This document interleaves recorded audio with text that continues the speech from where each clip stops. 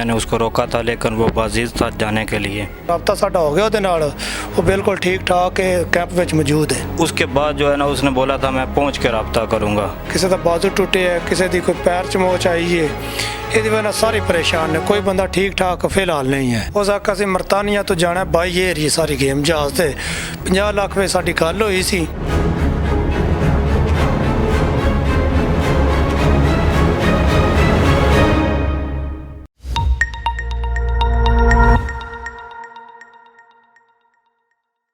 अस्सलाम वालेकुम नाज़रीन, आप देख रहे हैं आज की दुनिया और मैं हूं आपकी मेज़बान इशा खान। एक न्यूज़ बहुत ज़्यादा गर्दिश कर रही है, वायरल हो रही है कि स्पेन जाने वाली तारीखी मराकश कश्ती को डुबो दिया गया था, जिसमें एजेंट्स के ख़िलाफ़ पाकिस्तानी एजेंट और गैर मुल्की एजेंट ने आपस में लड़ाई के चक्कर में पाकिस्तानी मासूम भाइयों की हमारी जान ले ली। और उसमें से कुछ 1% लोग हैं जो बचकर वापस आए हैं, जिनमें से इनके भाई भी मौजूद हैं।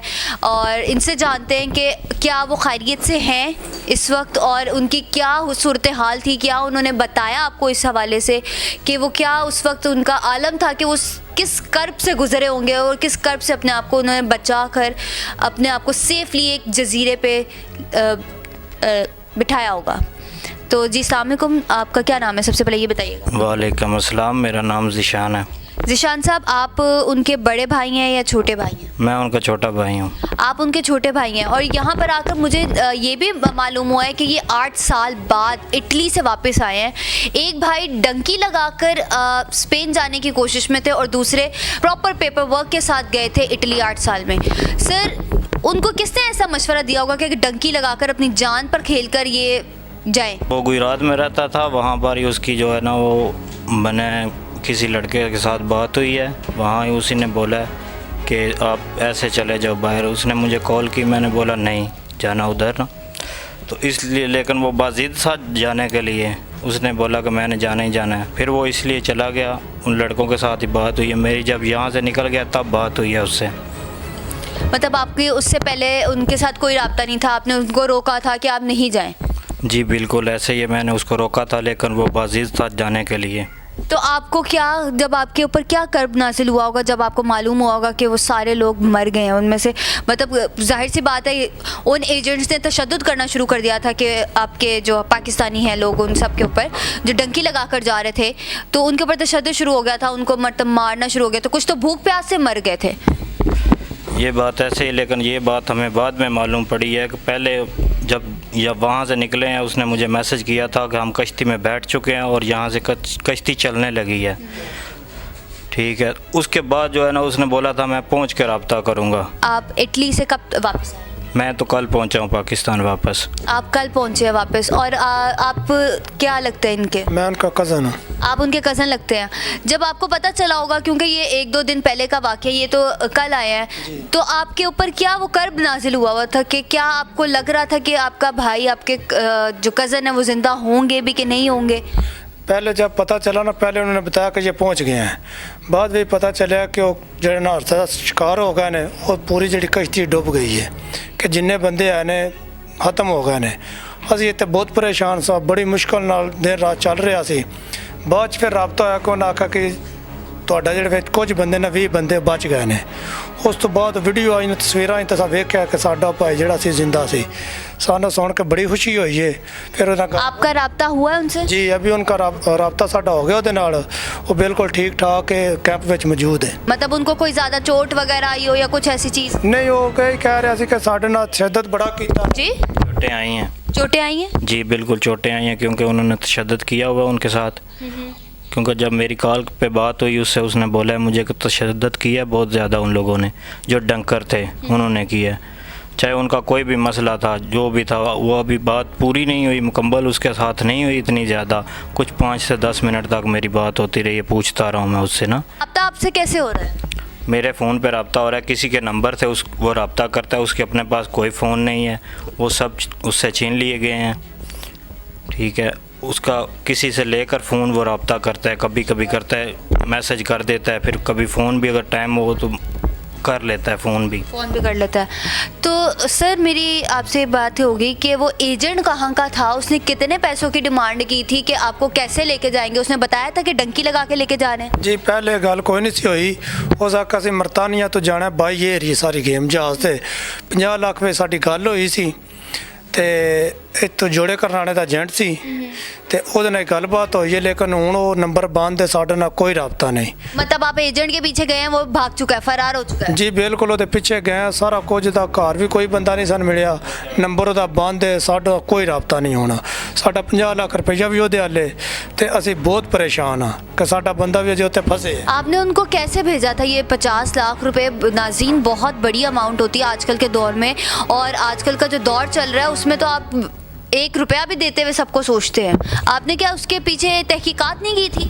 उसने बोला सी कि पहले पैसे इन्ने सन दिओ, कुछ यूरो नाल लै गए सन, कोई डॉलर लैके गए सन, ਜਿਹੜੀ ਕੋਈ 20 ਲੱਖ ਰੁਪਇਆ ਰਕਮ ਸੀ ਉਸ ਆਪਣੇ ਇੱਥੇ ਪਿੱਛੇ ਕਿਸੇ ਬੰਦੇ ਨੂੰ ਦਵਾਈ ਸੀ, लेकिन ਹੁਣ ਉਹ ਬੰਦਾ ਵੀ ਸਾਨ नहीं मिल रहा।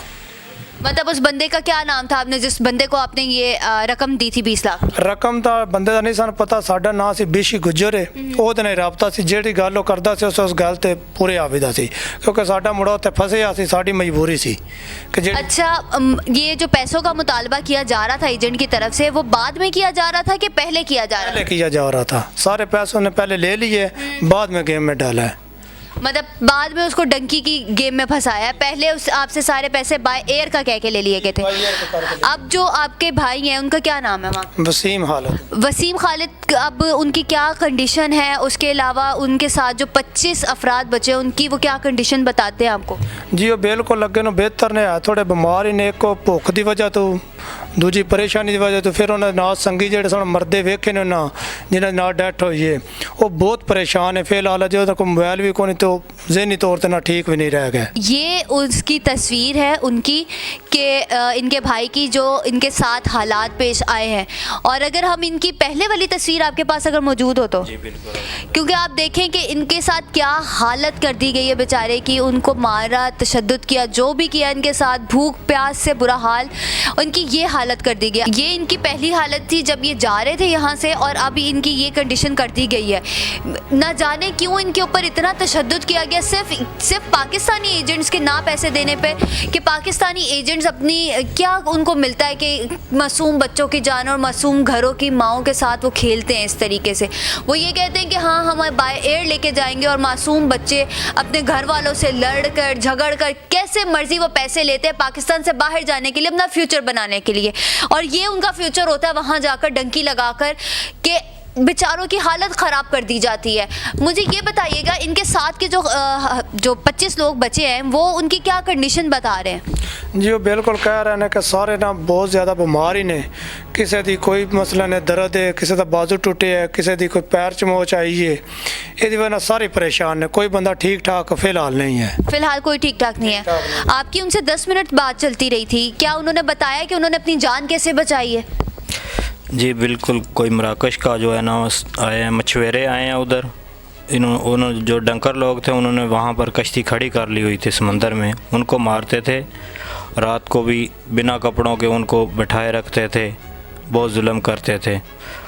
और जब मछुआरे आए हैं कहीं सुबह से मराकश के जो हैं, उन्होंने फिर उधर से इनको रिसीव किया, फिर वो अपने मुल्क में लेके गए हैं इनको, इस जो है वो इस वजह से उनकी जान बची है। उनकी जो कोशिश थी, चलो अल्लाह ने उनको कामयाब किया, जो फौत हो गए अल्लाह उनको जन्नत नसीब करे।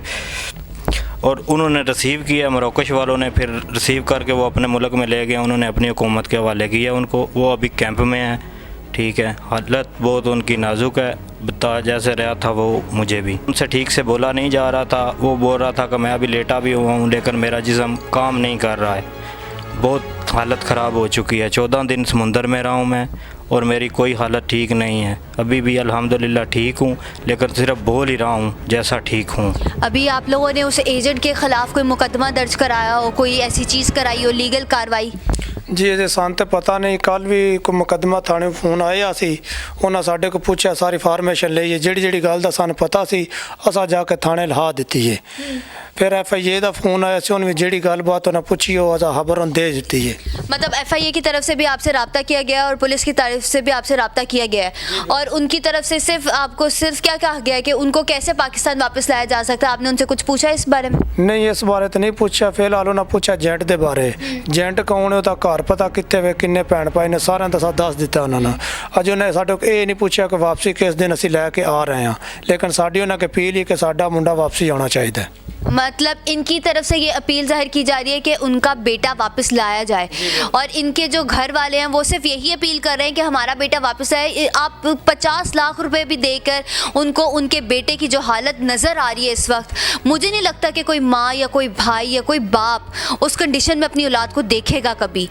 और ये जो डंकी लगाकर अपने आप को जो कहते हैं कि हाँ हम लोग बच जाएंगे, नहीं बच सकते। आप सबसे यही एक अपील करना चाहूँगी वीडियो के एंड पर कि जो नौसरबाज जो एजेंट्स बैठे हुए हैं ना, ये इनसे थोड़ा बचें। आप अपने आप का अपने पता नहीं आप कैसे ज़मीनें बेचते हैं या अपने घर बेचते हैं या कुछ भी, गरीब ख़ानदान अपनी औलाद के फ्यूचर के लिए बहुत कुछ सोचता है, बहुत कुछ करना चाहता है। माँ बाप अपने लिए अपनी औलाद के लिए बहुत बेहतर चाहती है, उसकी ज़िद हर ख्वाहिश हर चीज़ पूरा करती है। लेकिन मेरी उन लोगों से अपील है जो कि बाहर जाना चाहते हैं और बाहर जाकर अपना फ्यूचर बनाना चाहते हैं, मैं उनसे यही कहूँगी जो नौसरबाज जो डंकी फरोश जो जिनको आप एजेंट्स का नाम देते हैं सो कॉल्ड, जो आपके लिए 50-50 लाख 10-10 लाख 20-20 लाख आपसे ले जाते हैं और बकौल आपके वो आपको कुछ नहीं देते और डंकी लगवाकर आपकी जान को भी रिस्क में डालते हैं, आपके ख़ानदान को भी जलीलो ख़वार कर देते हैं। आपका इसमें क्या फ्यूचर है? मुझे नहीं लगता कि आपकी जान बचती है, नहीं बचती है, इसमें कोई आपका फ्यूचर नहीं है। अब आई होप आपको आज की वीडियो अच्छी लगी होगी। चैनल को लाइक सब्सक्राइब जरूर कीजिएगा। तब तक के लिए अल्लाह हाफ़िज़।